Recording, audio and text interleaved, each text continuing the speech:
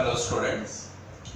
Now in this video we are going to see a new topic, resolution of vector. Resolution of vector यानी किसी vector को उसके अलग अलग component में ब्रेक करना। और कितने कंपोनेंट? दो कंपोनेंट, जिसको हम बोलते हैं horizontal component and vertical component. Horizontal component का दूसरा नाम कॉस कंपोनेंट और वर्टिकल कंपोनेंट का दूसरा नाम साइन कंपोनेंट। तो लेट्स सी क्या होते हैं किसी भी वेक्टर के हॉरिजॉन्टल कंपोनेंट या किसी भी वेक्टर का वर्टिकल कंपोनेंट। ठीक है, तो ध्यान दीजिए, बहुत इजी है। सपोज लेट ये मेरे पास कोई भी एक वेक्टर r, ठीक है, हमने कोई भी एक वेक्टर लिया r, ठीक। अब हम क्या करते हैं, ये हमारे पास वेक्टर हुआ, ध्यान से देखिएगा। अब मैं क्या करता हूं, कोई भी एक डायरेक्शन एज्यूम करता हूं, कोई भी एनीवेयर, ठीक है। सपोज मैंने ये एक डायरेक्शन लिया, ठीक है, और ये जो r है ये इस डायरेक्शन से कितना एंगल बनाता है?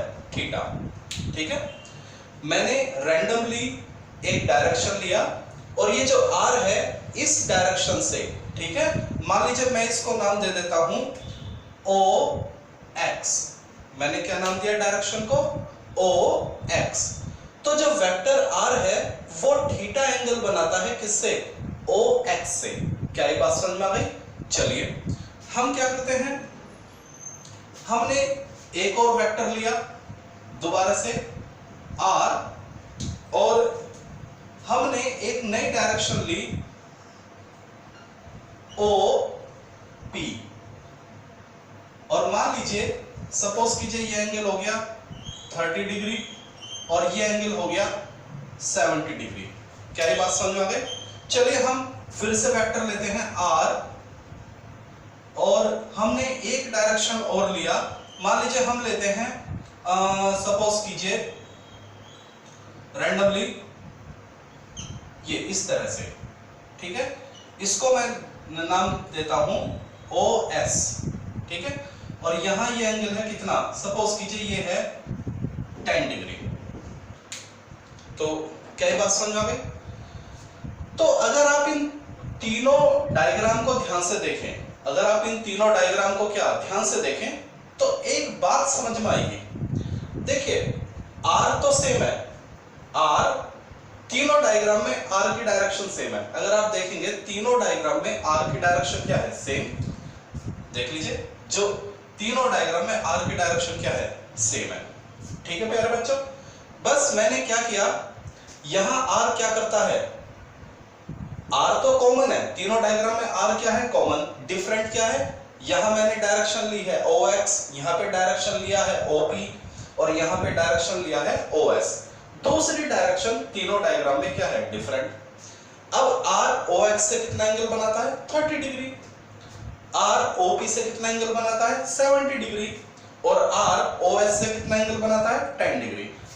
r अलग अलग डायरेक्शन से अलग अलग एंगल बनाएगा। लेकिन अब एक मजेदार बात समझिए, अगर मैं r की वैल्यू OX में ढूंढना चाहूं, मैं ये चाहता हूं r की वैल्यू OX में कितना होगा, r की वैल्यू OX डायरेक्शन में कितना होगा, तो वो होगा r cos 30।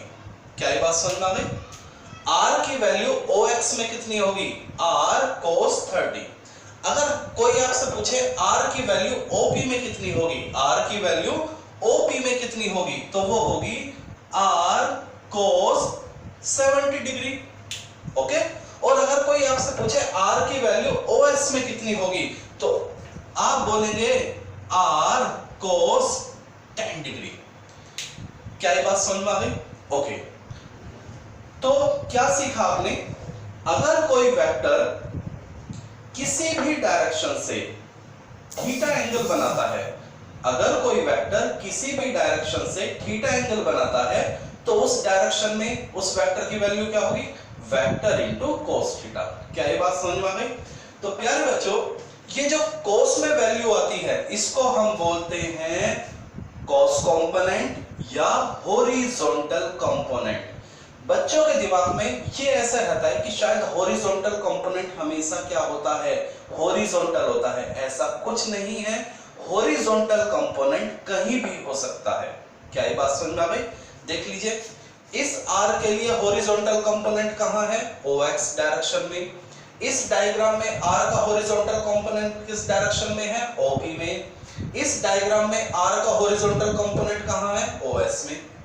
तो बच्चों के दिमाग में ये बात नहीं होनी चाहिए कि हॉरिजॉन्टल कंपोनेंट हमेशा हॉरिजॉन्टल होता है, नहीं, वो बेटा चारों तरफ कहीं भी हो सकता है। क्या ये बात समझ आ गई? तो किसी भी वेक्टर का हॉरिजॉन्टल कंपोनेंट आप कैसे निकाल सकते हैं? वेक्टर और जिस डायरेक्शन में आपको हॉरिजॉन्टल कंपोनेंट चाहिए, बस उन दोनों के बीच का क्या पता हो? एंगल। तो मान लीजिए ये मेरे पास, सपोज कीजिए ये जो रेड मार्कर है ये आपका वेक्टर है, बात समझ आ गई? ओके। और ये जो ब्लैक मार्कर है ये कोई डायरेक्शन है, सपोज कीजिए ये एंगल है 30 डिग्री। तो बताइए अगर ये R है तो ये कितना होगा? आप कहेंगे R cos 30। चलिए, अब इसको तो मैंने वहीं रखा, मैंने दूसरी डायरेक्शन को थोड़ा घुमा दिया। मान लीजिए ये हो गया 120, ये कितना हो गया? 120। ठीक है, देख लीजिए, सपोज मैंने कहा ये वेक्टर R, ठीक है बेटा, और ये मैंने डायरेक्शन ले लिया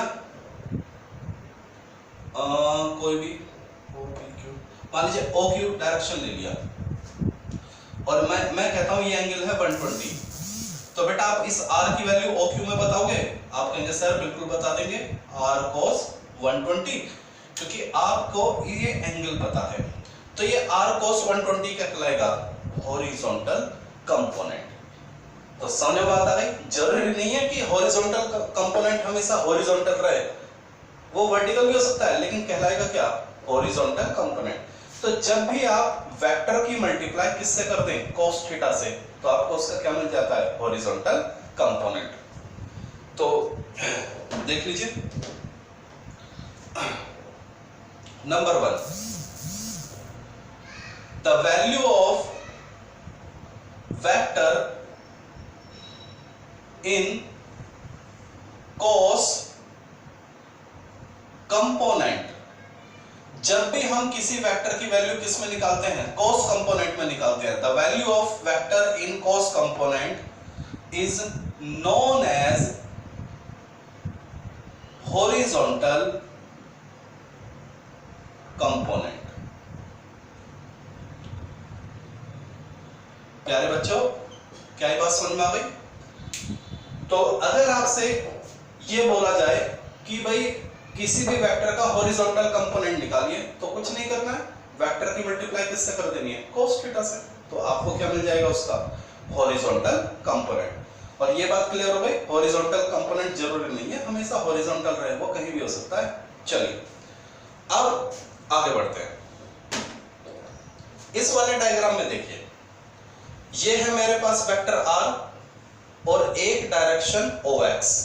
हमने देखा R और डायरेक्शन OX के बीच में कितना एंगल था? 30। तो R की वैल्यू OX में कितनी हो गई? R cos 30। और ये R cos 30 क्या कहलाएगा?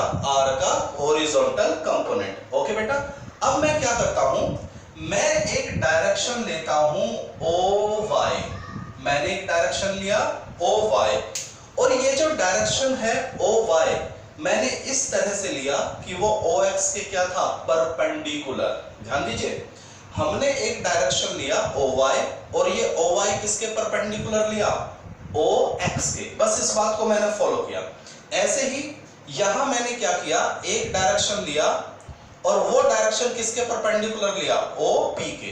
देख लीजिए मैंने क्या किया, मैंने एक डायरेक्शन लिया, इसमें सपोज कीजिए ये R था, तो मैंने यहां एक डायरेक्शन लिया ये, ठीक है, इसको भी मैं लिख देता हूं OA। चलिए इस डायरेक्शन को मैंने नाम दे दिया OA।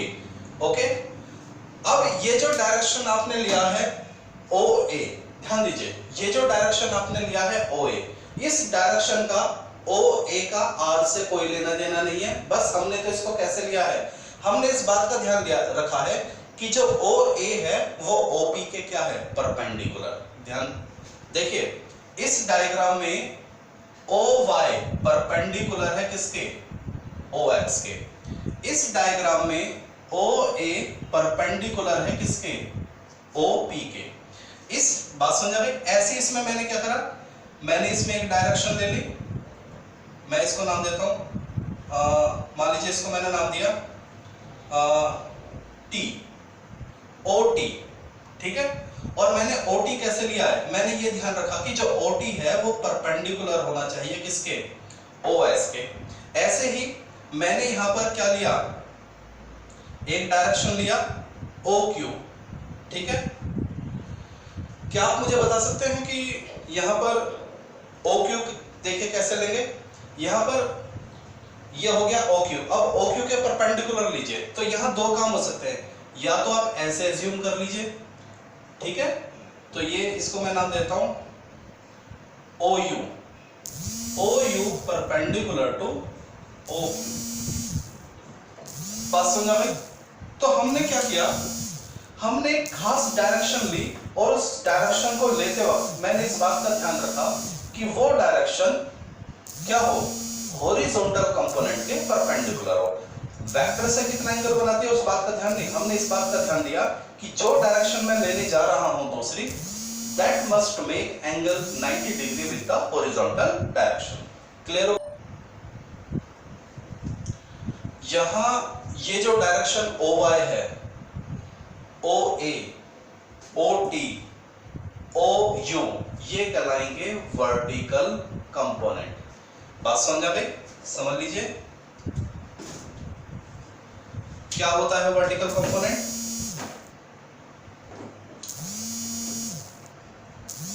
The vector perpendicular to the horizontal component is called vertical component। प्यारे बच्चों, तो वर्टिकल कंपोनेंट क्या होता है, the vector perpendicular to the horizontal component is called vertical component. तो यहां आपने OY को क्या लिया, OX के परपेंडिकुलर, तो OY क्या कहलाएगा, वर्टिकल कंपोनेंट। OA को आपने किसके परपेंडिकुलर लिया, OP के, तो OA क्या कहलाएगा, वर्टिकल कंपोनेंट। ऐसे ही OT क्या है, OS के परपेंडिकुलर है, तो ये क्या कहलाएगा, वर्टिकल कंपोनेंट। अब हम देखेंगे वर्टिकल कंपोनेंट की वैल्यू कैसे फाइंड आउट करते हैं। तो ध्यान देना प्यारे बच्चों, इस R की वर्टिकल में क्या, वर्टिकल कंपोनेंट वैल्यू क्या होगी, वो होगी R sin 30, ओके। ऐसे ही R की वैल्यू O में क्या होगी, R sin 70 डिग्री, और ऐसे ही इस R की OT में वैल्यू क्या होगी, R sin 10 डिग्री, और ऐसे ही इस R की OU में वैल्यू क्या होगी, R sin 120। मेरे ख्याल से आप लोगों को समझ में आ चुका है कि how to calculate the horizontal component and vertical component. तो जब भी हमें किसी वेक्टर का हॉरिजॉन्टल कंपोनेंट चाहिए तो हम उसकी मल्टीप्लाई किससे कर देंगे, cos थीटा से। और जब भी हमें किसी वेक्टर का sine my mistake, let me correct, अगर हमें किसी वेक्टर का हॉरिजॉन्टल कंपोनेंट चाहिए तो हम उस वेक्टर की किससे मल्टीप्लाई करेंगे, cos थीटा से। और अगर हमें किसी वेक्टर का वर्टिकल कंपोनेंट चाहिए तो हम उसकी मल्टीप्लाई किससे करेंगे, sin थीटा से। क्या ये बात समझ में आ गई। और हॉरिजॉन्टल कंपोनेंट प्यारे बच्चों कहीं भी हो सकता है, ये दिमाग में ना रखें कि हमेशा हॉरिजॉन्टल में होता है, लेकिन वर्टिकल कंपोनेंट हमेशा हॉरिजॉन्टल कंपोनेंट के परपेंडिकुलर होगा। तो this is all about the resolution of vector. अब आप किसी न्यूमेरिकल में अगर आपसे हॉरिजॉन्टल और वर्टिकल कंपोनेंट पूछे तो you can easily calculate. Okay, so enough for this video, बाकी नेक्स्ट वीडियो में।